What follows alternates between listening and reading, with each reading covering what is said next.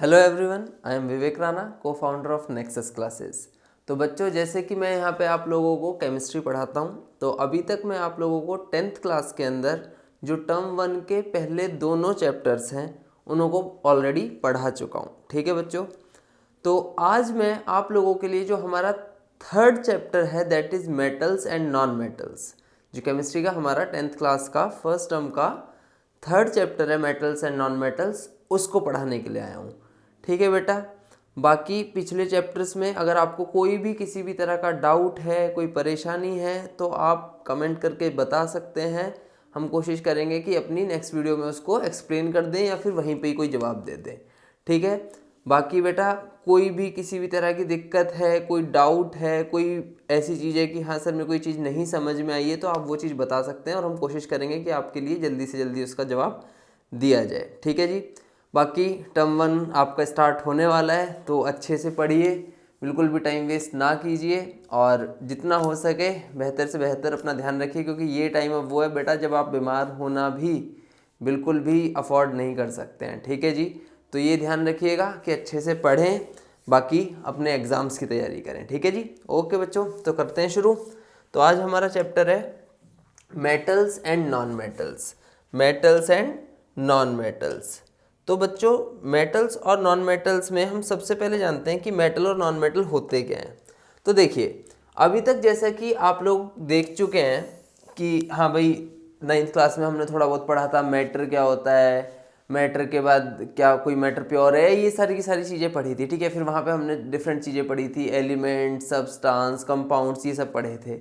तो जो हमारे एलिमेंट्स होते हैं, उन्हें क्लासिफाई करने का एक बहुत अच्छा तरीका है मेटल्स एंड नॉन मेटल्स। ठीक है ना, जितने भी एलिमेंट हैं या तो वो मेटल होंगे या नॉन मेटल होंगे। वैसे तो एक मेटलॉइड्स भी होते हैं, बट मेटलॉइड्स भी हमारे ऐसे एलिमेंट्स हैं जिनमें कुछ प्रॉपर्टीज मेटल्स टाइप की है और कुछ नॉन मेटल्स टाइप की है। तो उन्हीं को वो एक तरीके से काइंड ऑफ एक तरह की बाउंड्री है मेटल्स और नॉन मेटल्स के बीच में, मेटलॉइड्स की जो है। तो बेसिकली हमारे जो मोस्टली एलिमेंट्स हैं वो मेटल्स या नॉन मेटल्स में ही सब डिवाइडेड हैं, जिसमें कि ऑलमोस्ट हमारे जो हमें पता है 118 एलिमेंट्स हैं टोटल हमारी पीरियोडिक टेबल में, उसमें से अराउंड 70% आर मेटल्स और 5-6 जो हैं वो हमारे मेटलॉइड्स हैं, और बाकी के तकरीबन 25% के करीब हमारे कितने हैं, सब नॉन मेटल्स हैं। ठीक है बच्चों, तो चलिए थोड़ा जानना चालू करते हैं कि भाई साहब मेटल क्या होता है और नॉन मेटल क्या होता है। तो बेटा देखिए, बहुत बेसिक सी चीज़ है। होता क्या है कि मेटल्स या नॉन मेटल्स से जो भी एलिमेंट्स हैं ना, उनकी प्रॉपर्टीज़ को पढ़ा गया। ठीक है ना, उनकी फिजिकल प्रॉपर्टी को पढ़ा गया, उनकी केमिकल प्रॉपर्टीज़ को पढ़ा गया, और फिर उन्हें डिवाइड कर दिया गया मेटल्स और नॉन मेटल्स में। तो यहाँ पे हम वही प्रॉपर्टीज़ के बारे में बात करेंगे, और जो ये वीडियो है इसमें मैं आपको स्टार्टिंग का what is like basic classification of metals and non metals और जो बेसिक फिजिकल प्रॉपर्टीज़ हैं उन सब के बारे में बात करूंगा। नेक्स्ट वीडियो में हम मेटल्स नॉन मेटल्स की केमिकल प्रॉपर्टी के बारे में बात करेंगे, और फिर तो थोड़ा सा ही वो चैप्टर शायद ये इतना ही है, तो फिर हम इसे फर्स्ट टर्म में इतना ही है तो हम इसे वाइंड अप कर देंगे, क्योंकि इस बार आपकी जो एक्सट्रैक्शन ऑफ मेटल्स और वो सब है वो आपके टर्म 1 में नहीं है, तो हम उस सब को नहीं पढ़ेंगे। ठीक है जी, तो यहाँ पे जो मेटल्स और नॉन मेटल्स हैं, असल में क्या किया गया है, जैसे मैंने आपको बताया कि एलिमेंट्स की प्रॉपर्टीज पढ़ी गई, फिजिकल प्रॉपर्टी, उनके boiling point, melting point, physical states, और डिफरेंट तरीके से कि हाँ भाई कोई चीज़ कैसे बिहेव कर रही है, एज अ लाइक वो सॉलिड है, लिक्विड है, गैस है, ये सारी की सारी चीज़ें देखी गई और उन्हें क्लासीफाई किया गया मेटल्स एंड नॉन मेटल्स में। जैसे फिजिकल प्रॉपर्टी को पढ़ा गया, ऐसे उनकी केमिकल प्रॉपर्टी को भी, मतलब अलग अलग चीज़ों के साथ रिएक्शन करा के देखी गई, ऑक्सीजन के साथ रिएक्शन करा के देखी गई, पानी के साथ रिएक्शन करा के देखी गई, और भी काफ़ी सारी एसिड्स के साथ, बेसिस के साथ रिएक्शन करा करा के देखा गया, और फिर उन्हें क्लासीफाई किया गया कि भाई जो कुछ पर्टिकुलर एलिमेंट्स हैं वो ऐसी प्रॉपर्टी दिखाते हैं, तो मान लो इन्हें मेटल में रख दिया।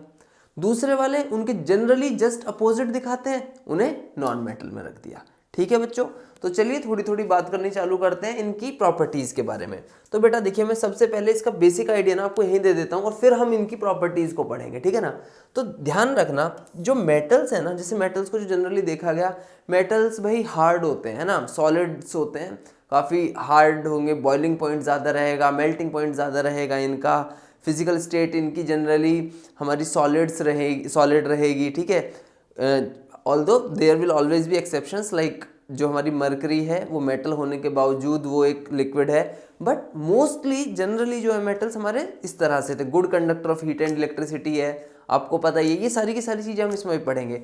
लेकिन जो सबसे इंपॉर्टेंट चीज़ है ना, ये तो सब इसकी फिजिकल प्रॉपर्टी तो है ही है, उसके साथ साथ एक मैं बहुत बेसिक सी डेफिनेशन बताना चाहूँगा कि मेटल्स हमारे वो एलिमेंट हैं, मेटल्स हमारे वो एलिमेंट हैं जिनकी जनरल टेंडेंसी है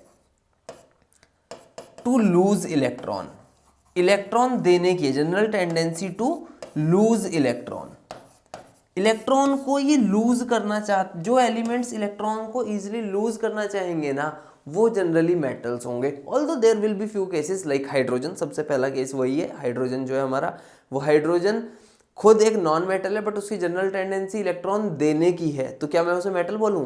तो बेटा बात यही है, जब आप इस 10th क्लास में जब अपना पीरियोडिक टेबल पढ़ोगे तो वहाँ पे आप एनोमोलस बिहेवियर ऑफ हाइड्रोजन के बारे में भी थोड़ा सा पढ़ोगे कि हाइड्रोजन जो है उसकी जो पोजीशन है वो थोड़ी गड़बड़ है। देयर आर फ्यू साइंटिस्ट या ग्रुप ऑफ साइंटिस्ट जो कहते हैं कि भाई उसकी प्रॉपर्टीज मेटल्स की तरह है तो उसे मेटल में रखो, कुछ कहते हैं कि भाई नहीं उसकी नॉन मेटल की तरह है तो नॉन मेटल में रखो। हाइड्रोजन गैस है तो भाई साहब वो तो नॉन मेटल हो गया, लेकिन जनरल टेंडेंसी लूज करने की है तो वो मेटल हो गया। तो ये सारी की सारी जो चीज़ें हैं, ये जो सारी की सारी चीज़ें हैं, इन सब से ही रिलेटेड करके मैं आपको धीरे धीरे इस सब के बारे में बताऊंगा। लेकिन एक चीज़ जो बेसिक जनरल डेफिनेशन है में, वो हम कह सकते हैं कि किसी एलिमेंट की अगर टेंडेंसी इलेक्ट्रॉन लूज करने की है तो वो मेटल होगा। ऐसा देखा गया, ऐसा ट्रेंड देखा गया कि ज़्यादातर मेटल्स ऐसा करते हैं। ठीक है बेटा, तो जस्ट इसके अपोजिट नॉन मेटल क्या होंगे? Elements whose general tendency is to accept electrons, electron लेने की टेंडेंसी होगी ना जिनकी ज़्यादा, वो नॉन मेटल्स में जाएंगे। ठीक है जी, तो इन्हीं देखो ये जो मैंने लाइन बोली है ना कि general tendency to lose electron और gain electron, lose electron metals, lose electron metals and gain electron non metals, ये सबसे इंपॉर्टेंट चीज़ें यहाँ पे, ये इसकी पूरी केमिकल प्रॉपर्टी को बताएगी। तो केमिकल प्रॉपर्टी पे आने से पहले हम थोड़ा सा देखते हैं किसको, पहले फिजिकल प्रॉपर्टीज को। ठीक है जी, तो फिजिकल प्रॉपर्टी में, फिजिकल प्रॉपर्टी ऑफ मेटल्स में सबसे पहली चीज, मेटल्स आर जनरली हार्ड। ज्यादातर जो मेटल्स हैं वो हार्ड है, मतलब कि सॉलिड स्टेट में रहते हैं, सॉलिड स्टेट में रहते हैं, हार्ड होते हैं। तो ऑब्वियस सी बात है यार, कोई चीज सॉलिड है, हार्ड है, मेल्टिंग बॉइलिंग पॉइंट तो ज्यादा होने ही है, मतलब ज्यादा गर्म करने पे आप उसको मेल्ट कर पाओगे, ठीक है ना, या बॉयल कर पाओगे, तो उसके लिए क्या होगा, बहुत हाई टेम्परेचर चाहिएगा। तो ऑब्वियस सी बात है, तो हम ये भी कह सकते हैं कि these are generally hard, so their melting and boiling point is high, they are generally solids in nature. ठीक है, although there are few cases, जैसे कि सोडियम, पोटेशियम, लिथियम, ये जो है बेटा है तो ये सॉलिड ही, बट ये सॉफ्ट सॉलिड्स हैं। क्या है ये? सॉफ्ट सॉलिड्स हैं। सॉफ्ट सॉलिड्स हैं मतलब बेसिकली आप ये समझिए कि इस तरह की चीज़ है कि आप अपने नाइफ से कट कर सकते हैं। अदरवाइज अगर मान लीजिए कि आप कोई आयरन ले लें या कोई ऐसी स्ट्रॉन्ग चीज़ ले लें जो काफ़ी हार्ड है, तो उस आप नाइफ से कट करोगे, आप कहोगे सर मैं 2 दिन तक लगा रहूँगा, मैं तो काट ही दूंगा, तो वो तो चलो भाई अलग बात है ना, इतना टाइम मिलना भी होना चाहिए। बट नॉर्मली जो है, हम जैसे मान लीजिए कि कोई काफ़ी सॉफ्ट रबर टाइप की चीज़ है, तो उसे है वो भी सॉलिड ही, बट उसे हल्का सा कट करेंगे तो नाइफ से कट रहा है, तो ये जो है ना एकदम स्ट्रॉन्ग मेटल्स नहीं है बहुत ज़्यादा। ऑल्दो इनकी केमिकल प्रॉपर्टीज बहुत स्ट्रॉन्ग मेटल की तरह बिहेव करते हैं, सोडियम भी, पोटेशियम भी, लिथियम भी, but these are soft solids. Mercury room temperature पे लिक्विड है ना, आपको पता ही होगा, थर्मोमीटर्स में यूज होती है, थर्मोमीटर में यूज होती है। तो मरकरी है ये मेटल, बट ये लिक्विड है, ये सॉफ्ट सॉलिड है, तो there will always be exceptions. और अभी तो एक्सेप्शन स्टार्ट भी नहीं हुई है, 11th-12th में आप पढ़ोगे तो सबसे ज़्यादा exception, chemistry is all about exception. तो ये तो जो है कि हाँ भी metals are generally hard, very good, ठीक है जी, मेल्टिंग बॉइलिंग पॉइंट ज़्यादा होता होगा, सब कुछ बढ़िया है, but there are few exceptions like sodium, potassium, lithium which are soft solids, mercury which is a liquid. तो ये इसकी एक फिजिकल प्रॉपर्टी है। ठीक है बेटा, नेक्स्ट मेलिएबल। मेलिएबल का क्या मतलब होता है कि जनरली जो मेटल्स होते हैं ना बेटा, उन्हों को आप पतली पतली शीट्स में कन्वर्ट कर सकते हो। शीट्स में मतलब जैसे आपने देखा होगा कि कोई लोहे की शीट है ना, बिल्कुल फॉइल टाइप है, और आपने देखा होंगे जैसे शेड बनानी होती है तो वो काइंड ऑफ आयरन टाइप की सी शेड बना लेते हैं, तो क्या है, उन्हें हथौड़े से पीट पीट के शीट में कन्वर्ट किया जा सकता है। नॉन मेटल्स के साथ ये नहीं है, अगर आप उसे करोगे तो टूट के बिखर जाएगा एक तरह से। इनकी ये बहुत इंपॉर्टेंट प्रॉपर्टी है कि metals are malleable in nature, उनको आप शीट्स में कन्वर्ट कर सकते हो। गोल्ड की शीट है ना, 9th क्लास में पढ़ा था रदरफोर्ड मॉडल, तो वहाँ पे भी उसने क्या किया था, गोल्ड की फॉइल शीट बनाई थी, एक बहुत थिन शीट बनाई थी। तो ये इनकी एक बहुत इंपॉर्टेंट प्रॉपर्टी है क्या, कि ये मेलिएबल है। और मेलिएबल के साथ एक और वर्ड हमेशा जुड़ के आता है कि they are ductile also. Ductile का बेसिक मतलब होता है बेटा, डक्टाइल का बेसिक मतलब होता है कि इन्हें ना आप बहुत पतली वायर्स में यूज़ कर सकते हो। आपने देखा ही होगा जो हमारे घर पे या कहीं पे भी, अब यहाँ पे जहाँ मैं पढ़ा रहा हूँ यहाँ पे जो वायर्स यूज़ हो रखी हैं, ये जनरली लिखा भी होता है आजकल तो कि प्योर कॉपर की वायर होती है। क्यों भाई कॉपर की, क्यों कार्बन की क्यों नहीं, या किसी और नॉन मेटल की क्यों नहीं? तो बात ये कि इसमें मेटल्स ही जनरली यूज़ किए जाते हैं, बिकॉज इसके काफ़ी रीज़न है। सबसे पहला तो एक यही है कि इनकी डक्टिलिटी बहुत अच्छी होती है। डक्टिलिटी का मतलब कि भाई इन्हें बहुत ईजिली वायर्स में कन्वर्ट किया जा सकता है। बोला जाता है कि भाई, मतलब बोला गया जाता है, इट्स अ फैक्ट बेसिकली, कि गोल्ड का I think 1 gram of gold can be converted into a 5 kilometre long wire. मतलब इतनी पतली वायर बन सकती है, 5 किलोमीटर लंबी, तकरीबन 5 या 2 ऐसा कुछ होता है, बट जो भी है बहुत लंबी वायर बन सकती है सिर्फ 1 ग्राम गोल्ड से। तो आप सोचो कि कितनी ज़्यादा टेंडेंसी है उसकी कि वो कितना डक्टाइल होगा, कितनी ईजिली वो वायर में कन्वर्ट हो जाएगा। एक तो ये रीज़न है। दूसरी रीज़न ये भी होता है कि बेटा metals are good conductor of heat and electricity. तो इलेक्ट्रिसिटी को कंडक्ट करने के लिए भी आपको मेटल की जरूरत पड़ती है, वो इसकी नेक्स्ट प्रॉपर्टीज़ में आएगी। तो डक्टिलिटी का बेसिक मतलब पहले क्या बताया मैंने, कि भाई जो ईजिली वायर में कन्वर्ट हो जाए, बनाई जा सके, जिससे वायर बनाई जा सके। तो ये एक मेटल्स की बहुत इंपॉर्टेंट प्रॉपर्टी है, मेलिएबिलिटी एंड डक्टिलिटी, मतलब शीट में बनाना और वायर में कन्वर्ट करना। They are generally shiny and lustrous. Shiny and lustrous का मतलब कि भाई उनमें से शाइन आती है कुछ, ठीक है ना। मतलब आपने गोल्ड देखा होगा तो उसमें येलोइश शाइन आती है, वाइट गोल्ड भी होता है, प्लेटिनम हो गया या फिर आपके सिल्वर हो गया। तो ये क्या है, इनमें कुछ शाइन आती है, शाइनी होते हैं जनरली, ठीक है जी। इनमें एक काइंड ऑफ मतलब आप रिफ्लेक्शन आपको देखने को मिलेगी अगर इन पर लाइट पड़ती है। तो that's why they are shiny and lustrous. ठीक है बच्चों, तो ये इसकी प्रॉपर्टी है। Next, good conductor of heat and electricity. ये मैं आपको ऑलरेडी बोल ही चुका हूँ कि मेटल जो होते हैं they are good conductor of heat and electricity, अच्छे कंडक्टर हैं हीट और इलेक्ट्रिसिटी का। अब इसका देखो एक चीज़ बताता हूँ, इस चीज़ को ना थोड़ी जानने वाली और बढ़िया इंपॉर्टेंट और काइंड ऑफ इंटरेस्टिंग चीज़ है कि why metals are good conductor of heat and electricity. तो देखिए, अगर आप नहीं भी जानते हैं तो मैं आपको एक बात बताता हूँ बेटा, किसी भी कंडक्शन के लिए, है ना, कंडक्शन मतलब, कंडक्शन का बेसिक मतलब क्या है कि एक जगह से दूसरी जगह जाना, ठीक है। अब बहुत बेसिक तरीके से इस चीज़ को समझाता हूँ। आपने सुना होगा बस में कंडक्टर होता है ना। कंडक्टर का बेसिक काम क्या करना होता है, टिकट काटना होता है एक तो, और दूसरी चीज़ क्या होती है कि हाँ भाई वो पैसेंजर्स को एक जगह से दूसरी जगह लेके जाते हैं बस में, ठीक है। तो वो जो कंडक्टर है वो वर्ड वहीं से ही आया है कुछ हद तक। ये असलियत में क्या है, good conductor of heat and electricity के मेटल्स के अंदर ना, मेटल्स के अंदर कुछ ऐसी चीज़ होती है जिसकी वजह से इलेक्ट्रिसिटी एक जगह से दूसरी जगह जा सकती है। इलेक्ट्रिसिटी एक जगह से दूसरी जगह जा सकती है। नॉन मेटल्स में ये नहीं है चीज़, there will be exceptions, but non metals की ये जनरल टेंडेंसी नहीं है कि वो इलेक्ट्रिसिटी को एक जगह से दूसरी जगह लेके जाए। जैसे कि बहुत सिंपल सा एग्जांपल है, जस्ट इमेजिन कि आपने खाना बनाना चालू किया, ठीक है जी। खाना बनाना रखा, एक बाउल रखा, उसमें हमने मैगी बना ली, ठीक है। वही मैगी बना रहे हैं हमने क्या किया, मैगी स्टार्ट की, पानी गर्म करना चालू किया, मैगी वैगी डाली, मैगी मसाला डाला बढ़िया, और तैयार किया कि भाई अपनी मैगी बननी चालू हो जाए। अब जब एकदम स्टार्टिंग में आपने रखा था तो आप बाउल को हाथ से ऊपर से सीधा टच करके भी रखोगे, मतलब जहाँ पे मेटलिक पार्ट है, आपको गर्म नहीं था तो आपने रख दिया आराम से। बट आफ्टर 2 to 3 मिनट्स अगर आप उसे हाथ लगाओगे तो बेटा वो गर्म हो चुका होगा पूरा। वाई? क्योंकि उसमें हीट जो है ना वो नीचे से ऊपर तक आ चुकी है, पूरी कंडक्ट होकर आ चुकी है। लेकिन उसी की जगह पे आप इमेजिन कीजिए कि अगर आप कोई ऐसी चीज़ होती कि जैसे कोई लकड़ी का कोई चीज़ होती है ना, लकड़ की कोई चीज़ होती है जो कार्बन है ना, कार्बन से बनी होती है मेनली लकड़। तो कोई वुड की कोई चीज़ है, अगर आप उसको आप गर्म करते तो वो गर्म होती, वो उसी जगह से गर्म होती जहाँ पे डायरेक्ट उसको हीट लग रही है। ये इतना पेन है, ये अगर मान लीजिए मेटल का, प्योर मेटल का, मैं इसे यहाँ से गर्म करूँगा ना तो आफ्टर सर्टेन टाइम इसमें गर्मी यहाँ तक आ जाएगी और ये मुझे हाथ पे यहाँ से गर्म लगने लगेगा और छूट जाएगा। लेकिन अगर इसी की जगह पे ये लक्कड़ होता है यहाँ से, है ना, या किसी ऐसे नॉन मेटल का होता, या फिर कोई ऐसी चीज़ होती जो जिसमें कंडक्शन नहीं हो सकती होती, तो मैं उसे यहाँ से हीट करता होता ना, तो वो हीट होती रहती, जल जाती, लेकिन उसमें कंडक्शन होकर यहाँ तक गर्मी नहीं आती। तो ये होता है बेसिक मतलब। और इसका अब बात ये होती है कि क्यों, ऐसा क्या रीज़न होता होगा। तो बेटा ध्यान रखना इस चीज़ को, कंडक्शन होने का रीज़न दो चीज़ें होती हैं। सबसे पहली बात तो ऐसी चीज़ कि कोई ऐसा सब्सटेंस है जिसके पास फ्री इलेक्ट्रॉन्स हैं। क्या है? Free electrons. फ्री इलेक्ट्रॉन का मतलब होता है बेटा जो इलेक्ट्रॉन्स इजीली मूव कर सकते हों, या फिर हम फ्री इलेक्ट्रॉन बोल दें या फिर मोबाइल इलेक्ट्रॉन बोल दें।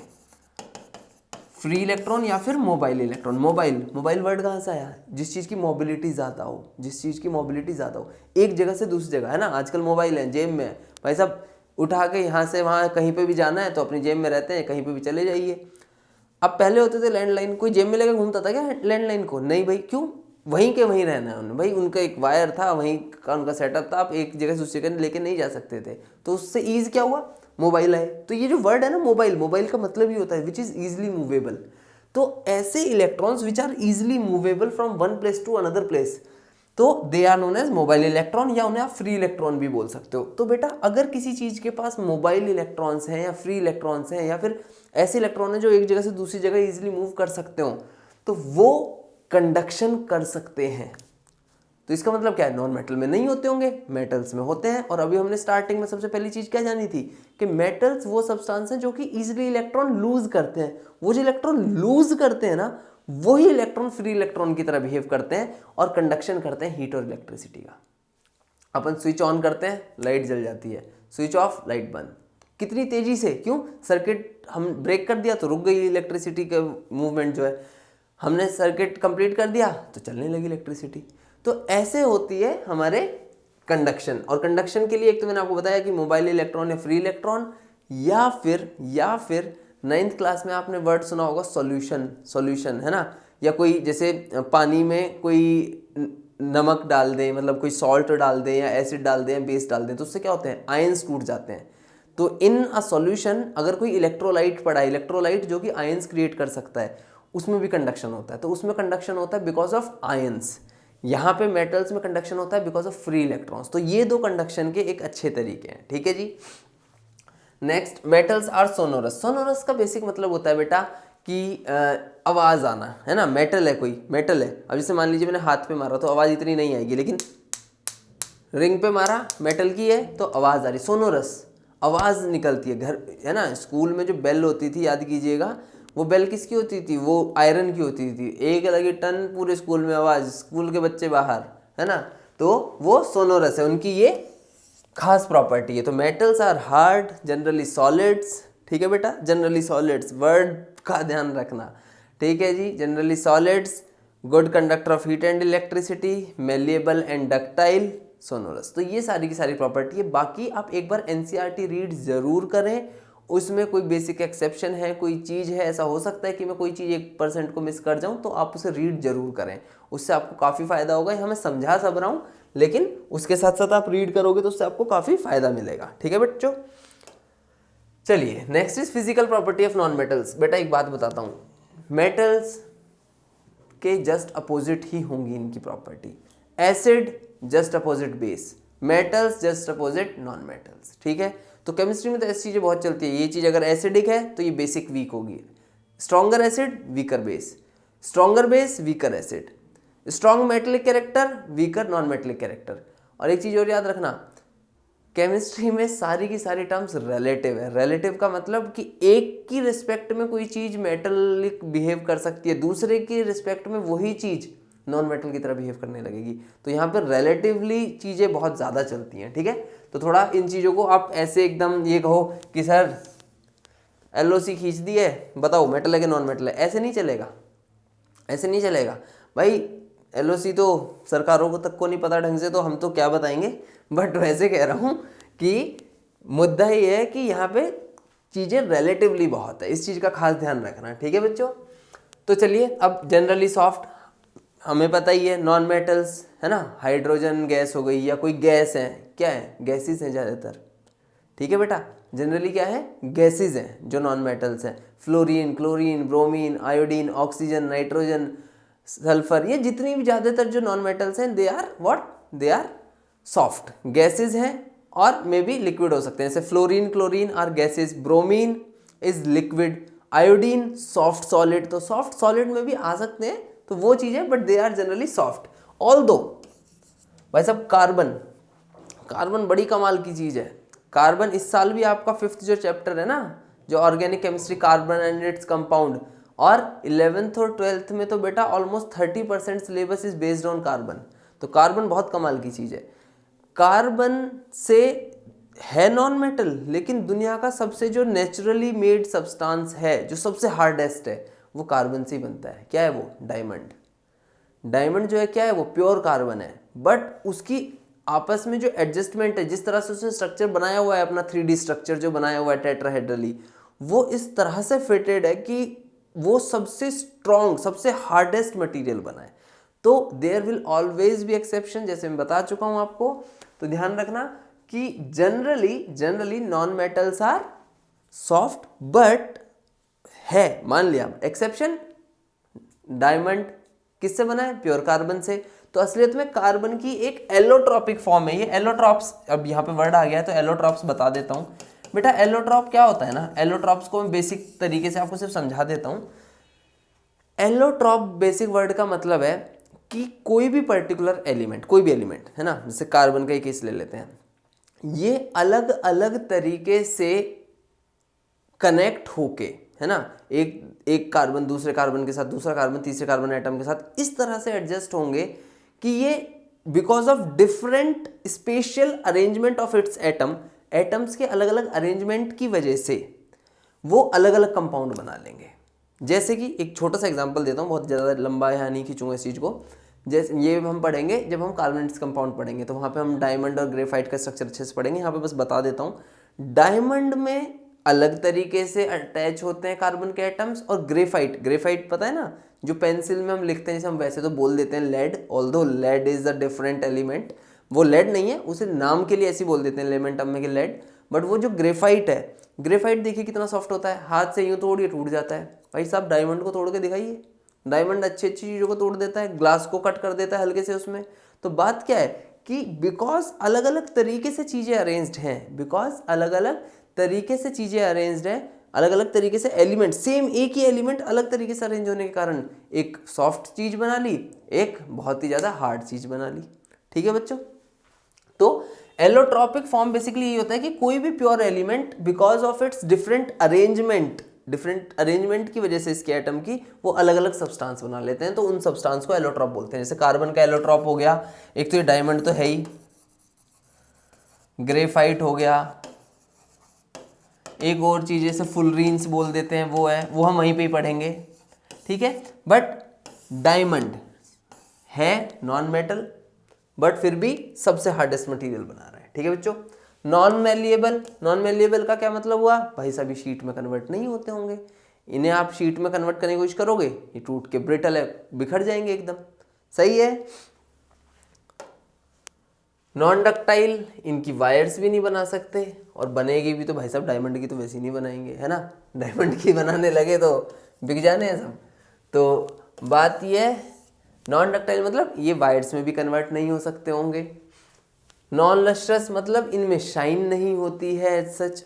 अब ये मत कहना कि डायमंड में शाइन होती है, ठीक है ना, ये ऐसी बातें नहीं करनी। ठीक है, तो बात क्या है, जो एक तरह अब ऐसे, अब कोई कहने लगे ग्रेफाइट में नहीं है, ठीक है, तो बात ये है नॉन लस्टर मतलब उसमें शाइन नहीं होगी, उसमें लस्टर नहीं होगा, उसमें क्या होता है, लाइट रिफ्लेक्ट होती है एज सच। ठीक है ना, लाइट रिफ्लेक्ट होती है हमारे किसमें, डायमंड में। Although iodine is a non metal, but it still is lustrous in nature, तो वही एक्सेप्शन आ गई फिर से। ठीक है बच्चों, तो ये सब वही बेसिक चीजें। They are generally bad conductor of heat and electricity, heat और इलेक्ट्रिसिटी को कंडक्शन ये नहीं करते हैं। ऑल्दो ग्रेफाइट जो है, डायमंड का ही ग्रेफाइट जो, देखो मैं वही कह रहा था, कार्बन इतना कमाल का है कि उसके ऊपर ही 1/3 ऑफ केमिस्ट्री है 11th-12th की।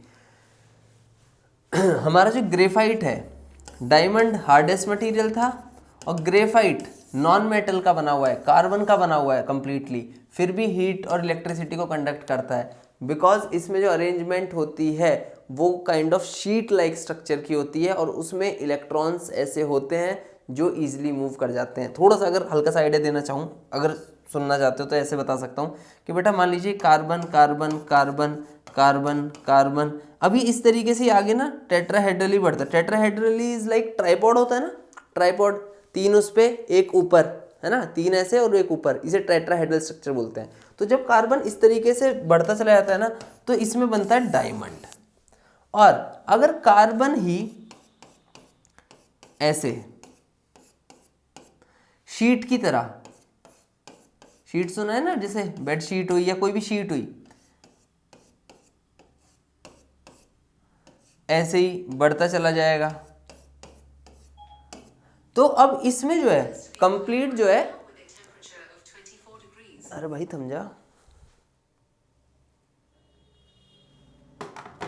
हाँ जी डिस्टर्ब कर दिया भाई, कोई बात नहीं, चलो।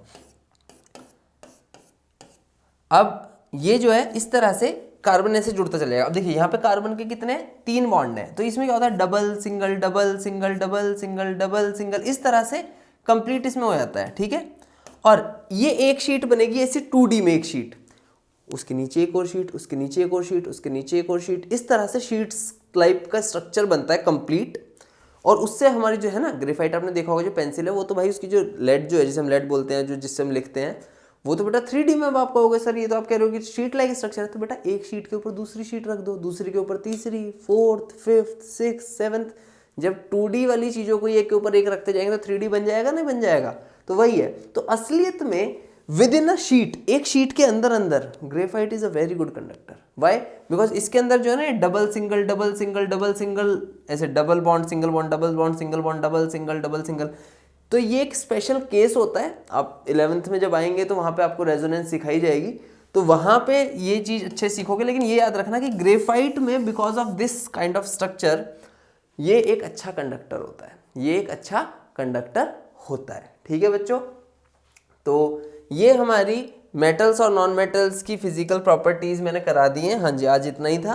तो अब इसके बाद मैं नेक्स्ट वीडियो में आपको जल्दी से जल्दी 2-3 दिन के अंदर ही आपके लिए केमिकल प्रॉपर्टीज़ वाली, रिएक्टिविटी सीरीज़ वाली और किस तरह से कंपाउंड्स बनते हैं मेटल्स और नॉन मेटल्स के, ये वीडियो लाके इस चैप्टर को भी ख़त्म करूँगा, ठीक है बच्चों। बाकी कोई भी डाउट है, कुछ भी पूछना है तो आप पूछ सकते हैं।